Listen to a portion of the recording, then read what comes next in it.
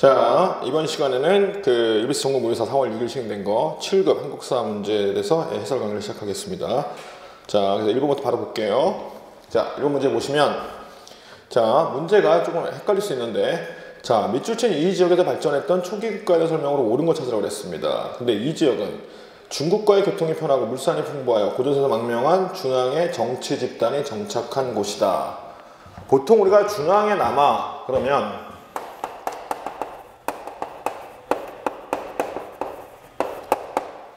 중앙에 남아 그러면 이제 보통 우리 뭐라 얘기하냐면 그 당시 남아 할 때는 어디 지역이라고 그래요? 진이라고 불렸던 지역 남아있다 그러죠. 좀 더 세분화시키면 이들이 정착한 지역은 마한입니다. 사만 중에서 마한이고, 마한에서 가장 먼저 뭐가 발달했어요? 어떤 정치나 그죠? 예, 사회가 먼저 발전하기 시작하는 곳이 어디다? 사만 중에서 마한입니다. 그래서 마한에서 나중에 보면은 그 사만을 영도한 곳이 어디다? 그 정치사회 문화까지 포함해서 목지국이라고 해가지고 그죠? 예, 사만이 먼저 마한에서 발달했다는 거 기억해 두십시오. 자, 이걸 전제로 이제 깔아볼까요? 자, 1번 토지가 비옥하고 가족이 죽으면 뼈만 추려 못 가게 매장하는 방식은 우리가 골장제라는 방식의 옥조의 그 장례 방식입니다. 그 1번은 해당 사항 없고요. 자, 그 다음에 3번에 보시면 여자가 질투하면 죽이고 시체를 버리는 관습이 존재하였다. 부여죠. 그죠? 예, 부여에 해당하는 풍속인데 2번과 4번이 헷갈릴 수 있는데 조심하실 건 마한을 포함한 사만에 관한 설명인지 아니면 지금 뭐 하는 거예요? 변한 또는 변진. 진중에서 변한 지역은 이미 진 단계에서 뭐라고 불렸냐면 변진이라고 불렸습니다. 변진 지역은 철의 생산과 그 다음에 수출이 활발하게 전개된 것은 어디만의 특징? 여기만의 특징이에요. 그죠? 그런데 지금 3번에 보시면 또 하나 알아둘 게 뭔가 별읍이라고 불리는 소도라는 것이 나오죠. 그죠? 소도. 자, 소도라는 특징은 마한과 변한과 진한을 다 통합한, 그죠? 이거는 사만 전체의 특징입니다. 자, 문제는 지금 중앙에 남아한 지역이 어디예요? 지금 마한 지역이라는 얘기가 또는 그 당시에 그냥 사만을 통칭해서 불렀던 지역이 진이라고 불렸던 지역이고, 지금 1번에서 말하고 있는 철의 생산과 수출은 어디? 이건 지금 어디입니까? 또 하나 낙랑 외등에 수출했다고 그랬죠? 자, 낙랑과 외등에 수출했다고 그랬습니다. 자, 낙랑에 수출했다는 얘기는 이미 고조선이 멸망한 이후죠. 그죠? 예, 이후에 해당되는 얘기입니다. 그래서 이 부분은 중앙이 남아있을 때 고조선은 뭐예요? 이만조선이기 때문에 그죠? 시기적으로도 맞지 않는다는 뜻입니다. 그래서 2번 해당 사항이 없는 거고요. 그죠? 답은 어디로 빼야 돼요? 지금 4번 그죠? 50여 개 소국으로 구성되었으며 천군이 지배하는 별읍, 소도가 존재한 지역에 빼는 것이 맞습니다. 그래서 이제 그 지역에 대한 설명으로 하나 찾으시고요. 자, 그 다음에 2번 문제. 이 시조서라. 자, 정견모주가 아들을 낳았는데 아들이 둘입니다. 뭐 가야산신이라고 돼 있죠. 근데 중요한 정견모주는 여성이에요. 여성이고, 정견모주가 아들을 낳았는데 첫째가 누군가면 수로고요. 두 번째가 뭐라고? 이진아 씨입니다. 그죠? 네, 수로와 이진아 씨 얘기하는 건데, 수로가 건국한 나라는 금관가야를 말하는 거고, 이진아 씨가 만든 나라는 대가야를 말하는 겁니다. 그래서 가야의 건국 시조에 관한 설을 특징한 건데, 이 사료는 옛날에 한국사 능력 검정에 한번 출제된 적이 있어요. 그래서 여러분들이 가야에 관한 얘기 하나 정리해 두시고, 그 다음에 문제 푸는 그 특징 중에 하나가 금강가야가 도읍을 정해서 금강가야 유적이 남아있는 지역은 김해 대성동 고분이 남아있고요. 그 다음에 대가야 지역은 어딘가면 고령에 있었죠. 네, 고령에 가면 지산동 고분이 있습니다. 그래서 이 고분군에서, 고분이라고 하지 말고 고분군이라고 합시다. 그럼 하나만 있는 게 아니니까.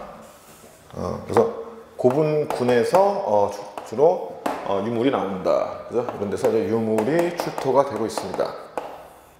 그래서 여러분들이 이제 두 가지 대가야와 금강가야를 구분한다라. 그죠? 예. 근데 옳지 않은 겁니다. 그죠? 그런데 지금 어쨌든 간에 지금 어느 나라에 지금 시조가 누구라고 지금 수로가 아니라 지금 어느 누굴 얘기하고 있는 거예요? 이진아 씨를 얘기하고 있습니다. 그러니까 이거 뭐 어느 나라? 대가야에 관한 얘기입니다. 그죠? 그래서 대가야라는 설명으로 옳지 않은 걸 찾으라고 했습니다. 자, 1번. 5세기 후반 무렵부터 본격적으로 가야 연맹치를 주도하였다. 그렇죠. 왜? 대가야는 후기 가야 연맹의 맹주였으니까. 그죠? 5세기부터 후기 가야 연맹의 맹주로 떠올랐던 것이 대가야. 그 다음에 2번 틀렸는데 왜 그런지 아시겠죠? 대송동 고분에서 발견된 철제 갑옷 등으로 미루어 제철 기술이 발달하였음을 알 수 있다. 금강가야에 대한 설명이죠. 대송동 고분이니까. 그러니까 지금 2번은 해당 사항 없고요. 3번에서 알아둘 거. 554년에는 백제연합하여 신라를 공격하였으나 562년 신라의 침입으로 멸망하였다. 554년 이건 언제? 대가야 556년에 진흥왕 때죠. 그래서 이 부분 해당 사항 없고요. 그 다음에 4번. 신라 법흥왕과 혼인동맹을 구축하여 백제를 견제하고자 했던 것도 대가야에 관한 설명 맞습니다. 그죠? 그래서 2번 맞고요. 그 다음에 3번. 다음 토지도 실시에 따른 변화상의 설명으로 옳지 않은 겁니다.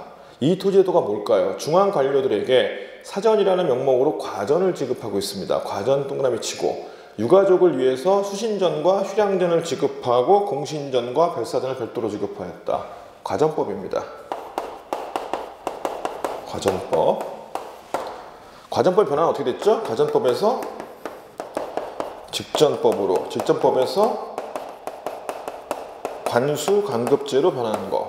그죠? 그 다음에 나중에는 이제 붕괴돼가지고 이제 녹봉제로 전환이 된 거. 4단계로 변화했는데, 그 설명입니다. 자, 사전의 소유권은 전객에게 있고, 수조권은 전주에게 있었다. 그죠? 사전의 소유권. 그러니까 과전은 수조권만 지급한 거기 때문에 관료들에게 뭐야? 전주는 뭐야? 수조권을 행사하는 관료를 뜻하는 거고요. 그 다음에 2번. 성종 때 관료의 수조권을 박탈하고 수신전과 휴량전을 폐지하였다. 자, 관료의 수조권을 박탈한 건 관수관급제가 맞습니다. 성종 때고요. 그 다음에 직전법은 세조 때죠. 문제는 수신전과 휴량전이 폐지된 것이 뭐야? 관수관급제가 아니라 직전법이라는 겁니다. 그죠? 직전법 체제하에서 수신전과 휴량전을 박탈했죠. 폐지해버렸습니다. 그래서 3번의 정답 2번이 틀렸고요. 수신전과 휴량전 폐지가 관수관급제가 아닌 직전법이니까 세조 때로 빼야 됩니다. 2, 3, 4번 다 맞는 얘기고요. 그 다음에 4번. 국어 문제도 똑같은 거 출제했었는데 모즉지 매금왕 노인법 나오면 이건 뭡니까? 이 비문이 있을 때 왕대니까 이건 지금 노인법이 나왔다. 그럼 당연히 뭐예요? 울진 봉평비 왕대를 물어보는 거니까 어느 왕 때? 법흥왕과 관련된 얘기. 그러니까 뭡니까? 법흥왕 때 일어난 일로 옳은 거 찾으라는 얘기. 자, 1, 2, 3, 4 중에서 법흥왕 때 해당되는 것은 지금 2번밖에 없죠. 그죠? 병부를 설치하고 그 다음에 뭐예요? 백관의 공복을 제정한 것. 17반등제 실시하면서 공복 제정. 4색 공복이었죠.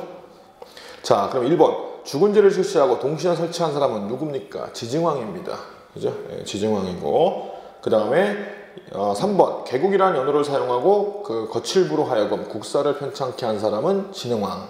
그죠? 그 다음에 황룡사 구충구탑을 건립하고 대당 외교를 강화하는 것은 선덕여왕 때죠. 김춘추가 다니면서 적극적인 대당 외교를 전개하였다. 신라시대 변화를 6세기에 있었던 6, 7세기의 신라시대 변화 특징을 체크하라는 얘기입니다.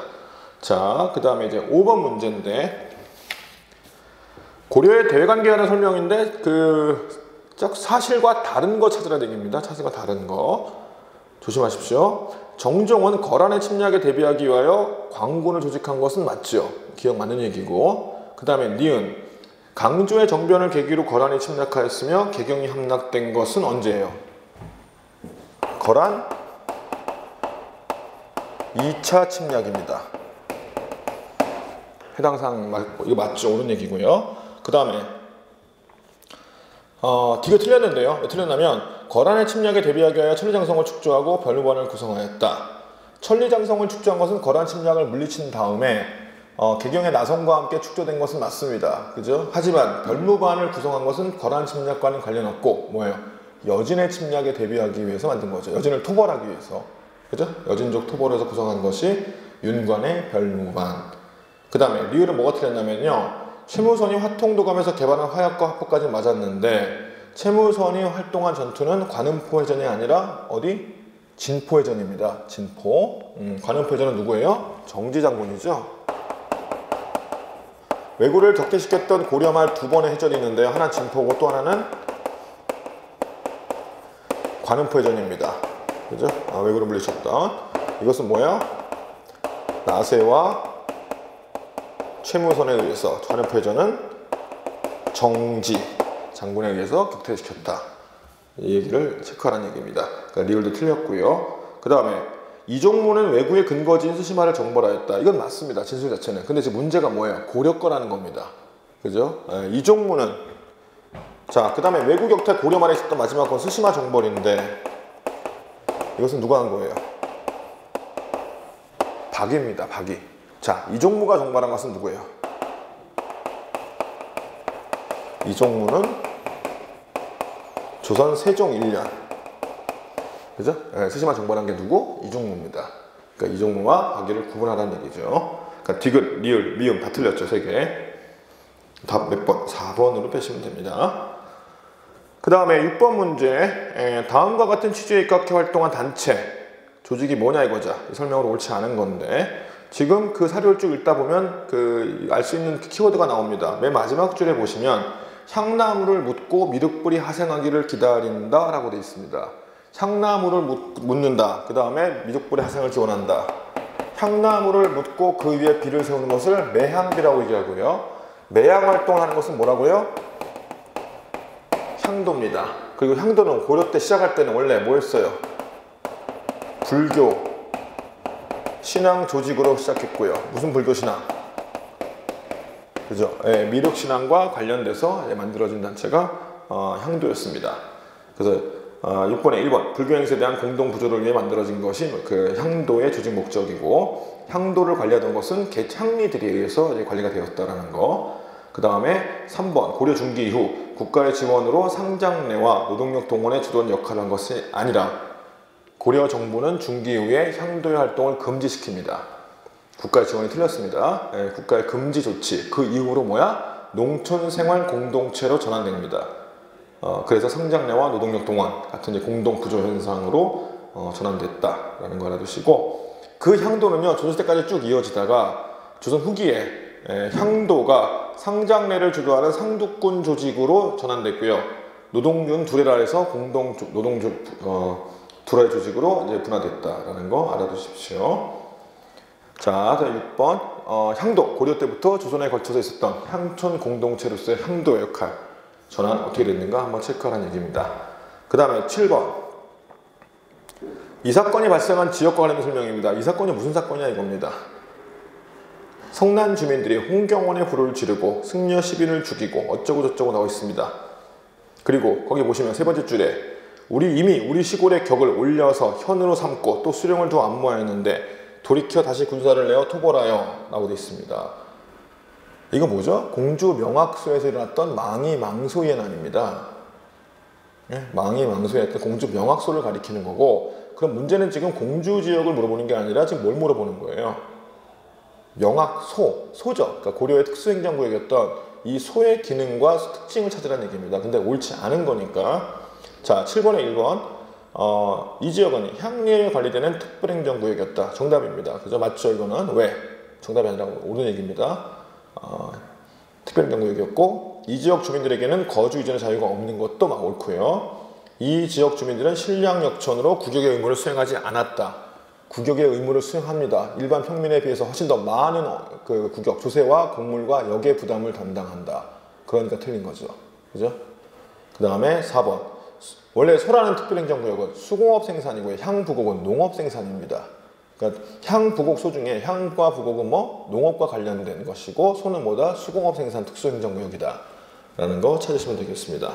7번에 3번이 틀렸습니다. 그 다음에 이제 8번 조선의 사회생활에 관한 설명으로 옳지 않은 거 찾으라고 그랬습니다. 1번부터 틀렸는데요. 왜 그런가 하면 중인들은 한품 사용제 규정에 따라 원칙적으로 문과항시가 금지되었다라고 되어 있습니다. 왜 틀렸냐면요.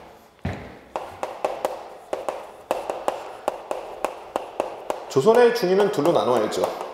하나, 기술직 중인과 그 다음에 이제 서얼이라는 조선만의 그 독특한 양반 특권을 유지하기 위한 중서제가 운영이 됐는데 중인들이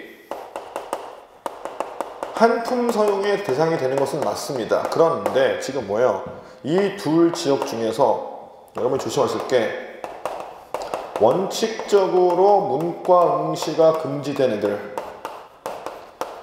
즉 경국대전에 의해서 경국대전에 의하면 이 계층들은 문과 응시를 할 수가 없다라고 하는 계층은 누군가 하면 서울만 해당돼요. 이 경우는 알겠습니까? 기술직 중인들은 원칙적인, 그러니까 실제로는 불가능합니다. 실제로는 문과 응시가 안 되지만 원칙적으로는 원래는 기술 중인들도 문과 응시는 할 수 있었습니다. 하지만 이제 국가에서 통제했을 뿐입니다. 그죠? 그래서 이제 그것이 이제 그 중인 그러지 말고 서얼이라고 해야 맞는 겁니다. 알겠죠? 예, 중인이라고 그러면 안 된다는 거. 자, 나머지 2번, 3번, 4번은 다 조선의 사회상의 기본 특징입니다. 조선의 형법 중에 재밌는 게 그 신체형을 뭘로? 돈으로 대체할 수 있는 속전제도가 있었다는 거 하나 기억해 두시고, 그 다음에 임진왜란 전후로 한 시기에 유양소에서 향안을 작성하였다는 것도 알아두시고요. 16세 이상이면 신분에 관계없이 호패를 지급하는 것도 맞죠? 네, 노비든 양반이든 구분 없습니다. 이거는. 자, 8번 질문, 문제 체크하시고요. 그 다음에 9번. 다음 작품을 통해 당시 상황에 대한 설명은 옳지 않은 걸 찾으라고 했습니다. 자, 그 작품은 군정의 문란을 얘기하는 정약용의 한시입니다. 그죠? 네, 정약용의 한시고, 군정의 문란이 피크했던 것은 19세기 초였죠. 그러니까 이건 조선 후기 상황을 물어보는 겁니다. 더 엄밀히 말하면 19세기 상황, 19세기 초의 상황을 얘기하는 거겠죠. 자, 그러면 19세기, 그럼 19세기는 세도정권 시기이기 때문에 모든 것이 엉망진창이다. 또는 뭐 관직매매, 부정부패, 삼정의 문란 뭐 되게 다양하죠. 하지만 한 가지 조심하실 것은 삼정의 문란이 피크였던 뭐야? 세도정권 때도 민영상공업이 발달해가지고 상업도시가 성장한 것은 맞습니다. 왜냐하면 세도정권들이 뭐 하는 거예요? 상업 발달에는 관심을 가졌기 때문에. 그렇기 때문에 상업도시 성장한 건 맞는 얘기고요. 그 다음에 조세가 총액제로 시행되면서 농민의 부담이 증가한 것도 맞습니다. 그죠? 총액제 실시는 나중에 임술 농민봉기 같은 농민봉기의 원인으로 작용하니까. 입본, 허류, 반작 등 군정의 문란이 심화되었다. 틀렸습니다. 왜? 입본, 허류, 반작 같은 것은 지금 뭘 얘기하는 거예요? 환곡의 문란입니다. 그러면 군정의 문란에 해당되는 진술은 뭐가 나와야 되는 거예요? 군적이 나와야 됩니다. 그 위에서 사료 지금 정약용이 지금 그 시에서의 경우인 것처럼 군적에 관한 부분인 거지, 이것은 뭐야? 지금 반백, 허류, 반작 같은 것들은 전부 다 뭐다? 환곡의, 그죠? 왜곡된 형태. 이것이 뭐다? 3번. 자, 그러면 환곡이 문란해지는 이유는 뭐 때문에 그렇다? 이것도 하나 기억하셔야죠. 환곡의 문란이 이루어지는 이유는 가장 근본적인 배경은 환곡의 재정 보충 기능화.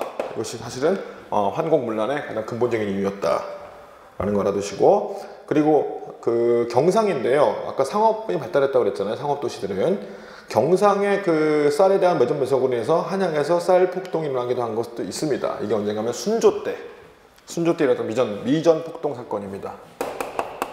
순조 때 발생했던 미전 폭동 사건입니다. 이것은 당시 경상들이 얼마나 막강한 그 유통, 경제를 통제하고 있었는가를 보여주는 것. 9번에 그래서 3번, 군정이 아닌 환곡의 문란으로 전환시켜야 된다는 거 알아두시고요. 그 다음에 10번. 다음과 같은 주장을 한 승려가 활동했던 시기에 불교 문화로서 옳은 걸 찾으라고 했습니다. 경을 배우지 않고 관만 배우면 어쩌고 시작하는 거. 진리는 말이나 형상이 없지만 말과 형상을 떠나 있는 것도 아니다 라고 되어 있는 이 진술은 고려 중기의 승려 의천의 주장입니다. 교를 중심으로 한 관이라는 게 뭐예요? 그래서 말하는 관은 선종을 뜻하는 겁니다. 그죠? 그래서 경을 강조하면서, 그죠? 선종만 공부한 걸 비판하는 거기 때문에 교종 중심의 선종 통합, 몇 시 됐던 사람, 그지? 이거 뭐 얘기하는 거죠?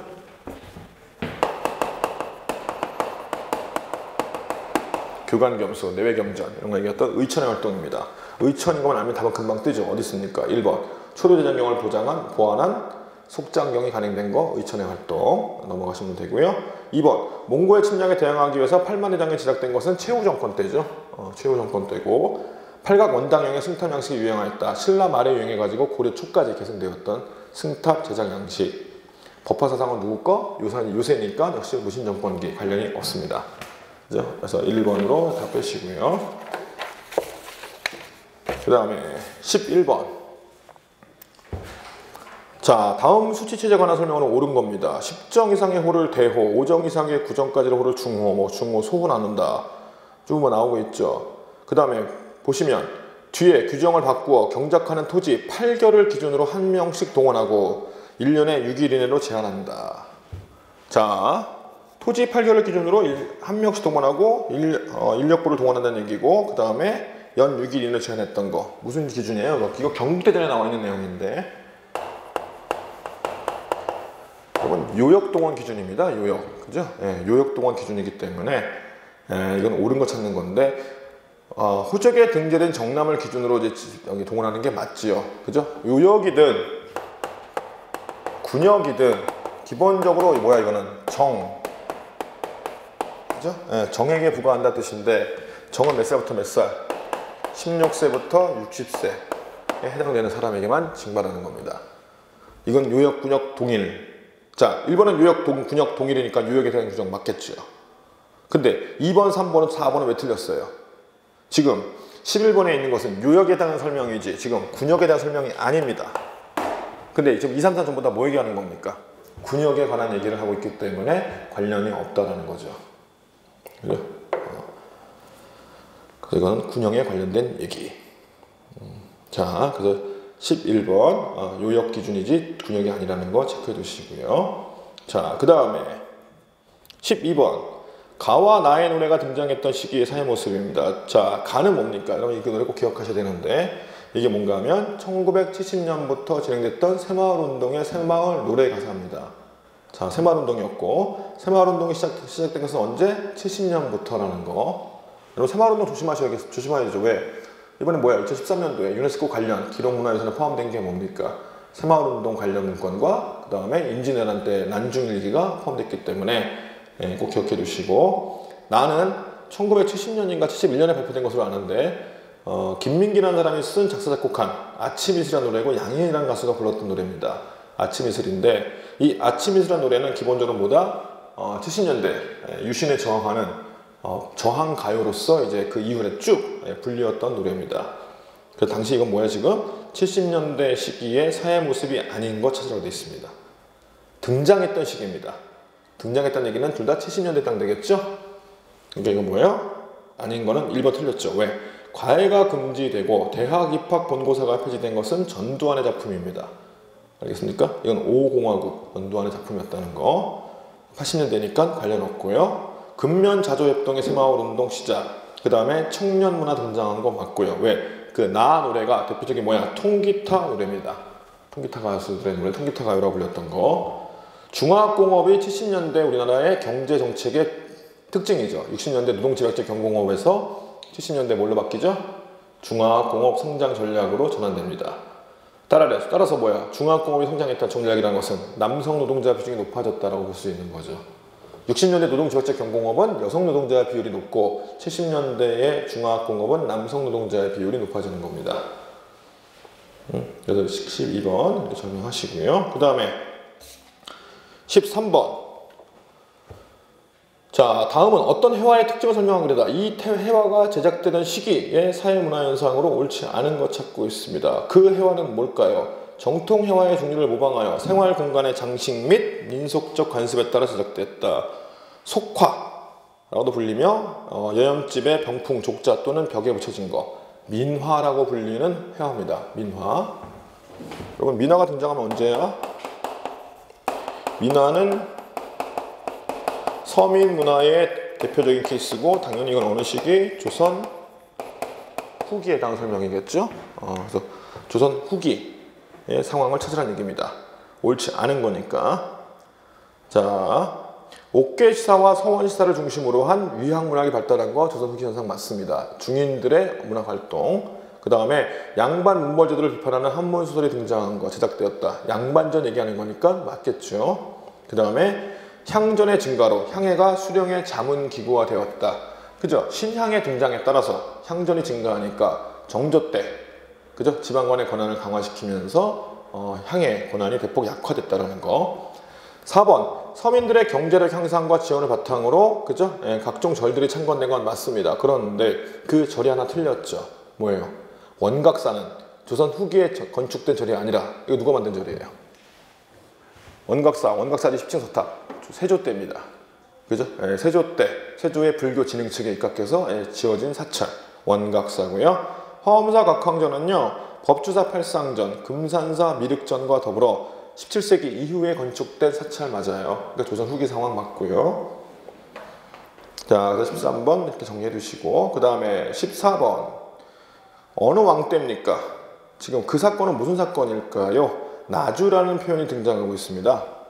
나주에서 발생했다는 얘기인데, 이 사건의 이름은 나주 괴서 사건입니다. 나주 괴서 사건은 언제 일어난 거죠? 이인자의 남과 함께 영조 때 소론 강경파들이 의해서 벌어진 사건입니다. 그럼 왕 되니까 어느 왕? 영조를 말하는 거고, 영조 때 정치 상황으로 옳은 거 찾은 거. 자, 1번. 붕당의 옳고 그름을 가리는 적극적인 탕평책을 뭐라고 불러요? 응?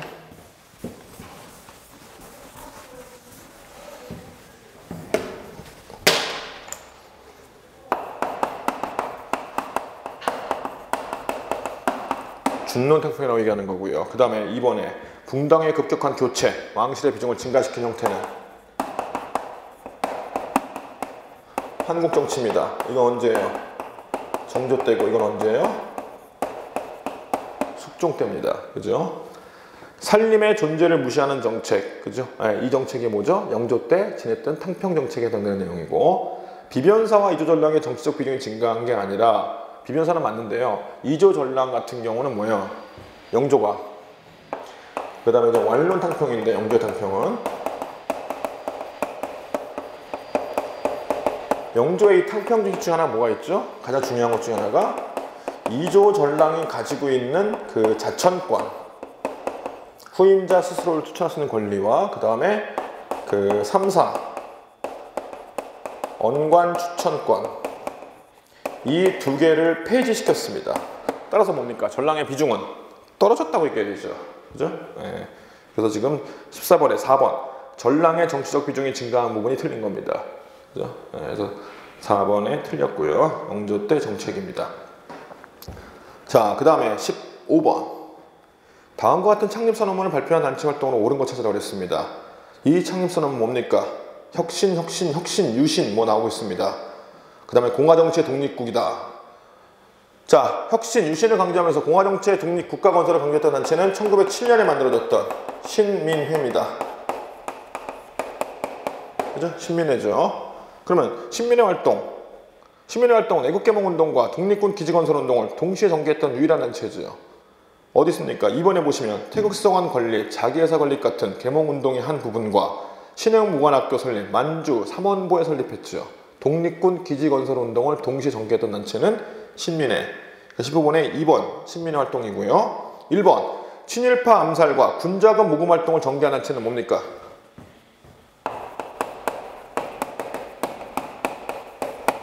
(1915년에) 설립됐던 대한광복회입니다. 이거 누가 만들었어요? 김자진과 그 다음 누구죠? 박상진이 만들었습니다.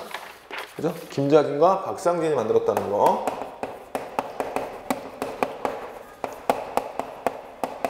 김자진과 박상진이 만들었고요. 그 다음에 외교로를 중심으로 한 독립운동을 전개한 것은 어디예요? 임시정부죠. 네. 외교로는 독립운동은 상해 임시정부밖에 없습니다. 연해주에 신해촌을 건설하고 대한광복군 정부를 구성한 것은 1914년입니다. 누가 주도했죠? 이동휘, 그죠? 네, 이상설 등이 주도했던 대한광복군 정부. 1914년 체크하시면 되겠습니다. 자, 15번 패스하시고요. 그 다음에 16번. 다음에서 설명하고 있는 건물에 대한 설명으로 옳은 거 찾고 있습니다. 이 건물이 뭘까요? 창덕궁과 창경궁의 경계 지역에 있었던 2층 누각 건물입니다. 1777년에 완성됐고요. 왕실의 도서를 보관하는 도서관과 열람실의 기능을 담당한 것. 1777년이면 정조직위 직후입니다. 뭐라고 불러요, 이거는? 기관의 이름은 뭐예요? 기관의 이름은 규장각이고요. 건물의 이름은 주합루라고 불립니다. 주합루. 주합루라 불리는 건물이다 라는 거 알아두십시오. 그러면 1번 창덕궁의 정전으로 뭐예요? 왕의 문무백관의 조회를 열던 곳은 어디입니까? 여러분 정전이 두 군데 있죠. 하나 경복궁, 두 번째 창덕궁. 조선시대 왕궁으로 쓰였던 두 군데인데 경복궁의 정전은 뭐라고 불러요? 근정전이라고 불리고요. 창덕궁의 정전은 인정전이라고 불립니다. 혹시 모르니까 여러분 그래도 우리나라 그 조선시대 때 메인 궁궐이었으니까 두 군데 정전이 어딘지는 그래도 기본적으로 알고 갑시다. 그 다음에 두 번째 이 전각은 신하의 재교육과 경서 관행과 필사를 담당하다. 원래 규장각의 기능입니다. 금방 어디 썼냐? 안 썼나요? 이 규장각의 기능은 원래 뭐 하는 곳이에요? 얘가 담당하던 두 가지 기능을 아셔야 되는데, 하나는 초계 문신제와 그 다음에 정조 때 일성록을 작성을 담당하던 곳이 어디? 규장각의 두 가지 기능 중에 하나입니다. 거기 나와 있는 지금 뭡니까? 신하의 재교육 이 관련된 부분이 뭐예요? 초계 문신제에 해당되는 얘기고, 이것은 정조 때 규장각이 하던 일 맞습니다. 그러니까 2번 맞는 얘기고요. 그 다음에 대원군 때 만들어진 전각으로 사신 접대와 연회 등을 개최한 곳. 경복궁에 있는 그 부속 건물인데요. 여기 있던 건데 여기에 보시면 경회로라는 큰 건물이 있습니다. 누각으로 된 건물인데 이 경회로를 뜻하는 겁니다. 경회로를 말하는 거고요. 자, 그 다음에 러시아 건축가 사바치네에서 만들어진 황실 도서관. 처음 이 그룹은 수호콘이라 불렸던 것은 중명전입니다. 중명전. 자, 이 중명전은요 1904년부터 쭉 뭐야 고종의 집무실로 이용된 곳이 어디? 중명전입니다. 중명전이 그러니까 1904년 이후부터 고종의 편전이죠. 편전 일종의 모든 정보를 보던 곳이 어디다? 중명전. 덕수궁에 가면 서양식 건물 두 개가 있습니다. 하나는 석조전이고요. 또 하나는 중명전이거든요. 이건 우리나라 전통 건축이 아니라 뭐 서양식 건축물이다 라는 거 알아두세요. 응? 그래서 이거는 아마도 을사조약이 체결된 장소이기도 하고요. 중명전은. 그 다음에 고종이 1907년에 헤이그의 특사를 파견했던 곳이기도 합니다. 중명전의 두 가지 부분 기억해 두십시오. 그 다음에 17번. 자, 다음은 어느 회사의 규칙입니다. 이 회사와 관련된 내용으로 옳은 것 찾으라 그랬습니다. 이게 무슨 회사일까요? 맨 마지막에 보시면 진황지, 개간 관계사업입니다. 진황지라는 것은 황무지를 뜻합니다. 황무지 개간과 관련된 애들은 누구죠? 보안회가 있을 거고요. 이게 보안회 얘기하는 게 아니라 보안회와 공동으로 같이 보조를 맞춰 운동했던 일제에 황무지 개간권 요구 저지 운동을 전개한 게 어디예요? 농광회사죠. 농광회사. 이것은 이제 농광회사에 관한 부분입니다. 그래서 농광회사는 뭐 있습니까? 황무지 개간권 요구에 맞서가지고 황무지 개간권을 저지시켰고요. 일제에 그걸 따냈던 회사가 어디? 농광회사다라는 거 하나 알아두십시오. 자, 그러면 선택지 들어가서 1919년 경제자립과 민족자본 육성을 위해서 김성수가 세운 회사는 뭡니까? 경성방직회사입니다. 경성방직회사. 그 다음에 신민회가 경제적 구구운동의 차로 설립한 회사는 자기회사, 도자기회사가 있겠고요. 그 다음에 일제 황무지 개간권을 저지하게 설립된 것은 맞고요. 이게 농광회사의 일이고. 4번 1908년 일본이 조선의 토지를 침탈할 목적으로 설립한 회사는 뭐예요? 동양척식 주식회사, 줄여서 동척이라고 불리는 동양척식 주식회사다 라는 거 기억해 두십시오. 회사 얘기가 나올 수 있는데 하여튼 그 부분 정도는 알아두십시오. 그 다음에 18번. 자, 18번은 일제가 제정한 다음과 같은 법안에 대한 설명으로 옳지 않은 것 찾아라 했습니다. 이건 뭘까요? 이 법의 내용은 무정부주의 또는 공산주의들의 과격운동에 기초한 불온 행동을 단속하는 것, 이것이 뭐야? 이 법의 목적입니다. 과격파의 본 원인, 소련에 인접한 조선에서 그것을 시행하는 것은 당연하다라고 되어 있습니다. 치안유지법이죠. 그죠? 1925년에 제정됐던 치안유지법입니다. 자, 근데 18번 문제, 옳지 않은 것 찾아라 했습니다. 1925년에 조선공산당이 설립되자 이를 불법화하기 위해서 시행되었다. 맞아요. 그죠? 그 다음에 2번. 이 법안은 민족 독립운동을 탄압하기 위해 조선인에게만 적용된 법이다. 이게 틀렸습니다. 왜? 조심하실 게 하나 있는데, 일제가 제정한 치안유지법은, 지금 그 법의 내용은 조선 총독부가 만든 게 아니라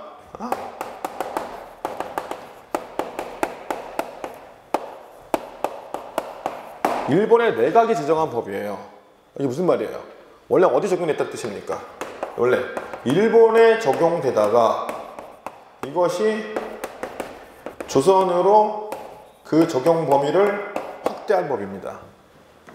알겠죠? 총독부가 제정한 식민 통치와 관련된 법이라기보다는 일단 그 법 만든 건 누구라고? 일본의 국내에 그 무정부주의자, 공산주의자를 처벌해서 만든 법이었는데 이 법이 어디? 조선에도 적용된 겁니다. 사료에 보시면 인접한, 과격파의 본원인 소련에 인접한 조선에서 그것을 시행하는 것은 당연하다고 했습니다. 그러니까 일본에도 제정되었다가 그것은 어디다가? 조선으로 확대됐다는 얘기입니다. 알겠죠? 여기서 이제 시행을 하고 있다는 거 기억해 두세요.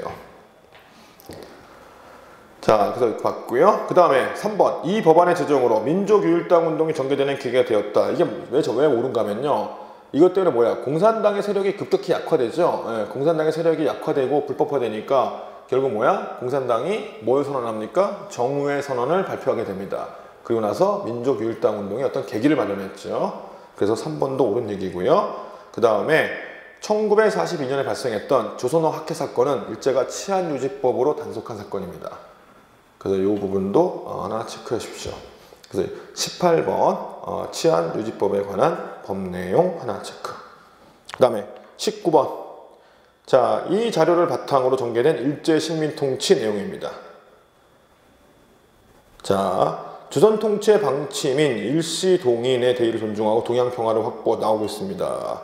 근데 내용에 보면 관제를 개혁하여 총독 임용의 범위를 확장, 경찰제도 개정, 관리와 교원의 복제를 폐지. 자, 교원이 그 제복을 입고, 그죠? 애들을 가르쳤던 것은 무단통치의 특징이었죠. 교원이 무장하면서 제복 입었던 거. 그 다음에 경찰제도를 개정한다는 얘기입니다. 헌병경찰제에서 보통경찰제로 전환시켰다는 얘기. 즉 무슨 말이에요? 이거는 문화통치의 특징입니다. 그럼 옳은 거 찾으라고 했습니다. 문화통치 시기 내용. 자, 토지에 대한 용이한 투자를 조사하기 위한 토지조사 사업은 1911년부터 12년부터 진행됐으니까 이것은 무단통치 시기니까 해당 사항 없고요. 일본 기업의 한국 진출을 선별적으로 지원하기 위하여 해사령을 공포한 것은 1920년이 아니라 1911년이죠. 20년에 해사령은 폐지됩니다. 그게 틀렸고요. 그 다음에 3번. 일본에서 쌀 가격 인하를 촉구하는 폭동의 영향으로 인한 민중운동에 영향을 미쳤다. 자, 쌀 가격이 높다는 얘기입니다. 쌀값이 높으니까 일본 애들이 뭘 추구하는 거예요? 조선에서 쌀을 더 많이 유입해서 일본의 쌀값을 안정화시킨 정책을 시행했습니다. 그게 뭐예요? 산미증식계획입니다. 산미증식계획은 1920년대 맞지요. 그죠? 그 다음에 4번. 일본의 쌀 부족 현상이 나타나기 위해서 공출제가 시행된 것은 1940년대입니다. 그래서 이거 식민통치 방식의 특징을 물어보는 문제 잘 나오니까 꼼꼼하게 체크를 해주시고요. 그 다음에 20번 문제. 자, 이 운동이 뭐냐 이겁니다. 이 운동은 조선의 고유한 것, 조선 문화의 특색, 조선의 전통을 천명하여 학문적으로 체계화하자는 것, 다산서거 100주년 기념사업의 일환으로 진행되었다. 무슨 운동이라고 그래요, 이거를?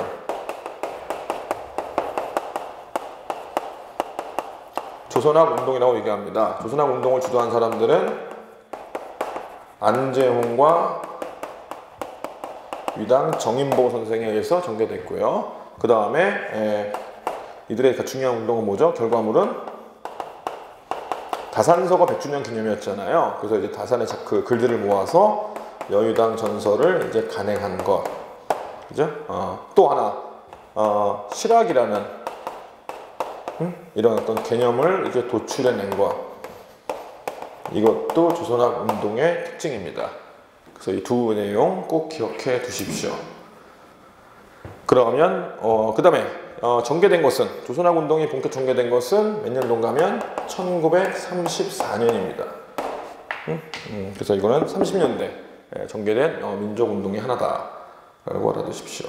자, 1번 틀렸죠. 그래서 문화통치, 합법공간을 이용하여 전개된 것은 관련이 없고요. 그 다음에 조선사 편수회의 고대사 왜곡에 대한 저항으로 시작되었다. 고대사 왜곡에 저항했던 것은 누굽니까? 신채후에 조선 상고사죠. 그죠? 네, 조선 상고사에 해당되는 얘기입니다. 그 다음에 3번 진달학회를 중심으로 전개되었으며 근대 역사학의 기틀을 마련하였다. 진달학회가 중심했던 것은 실증사관입니다. 그죠?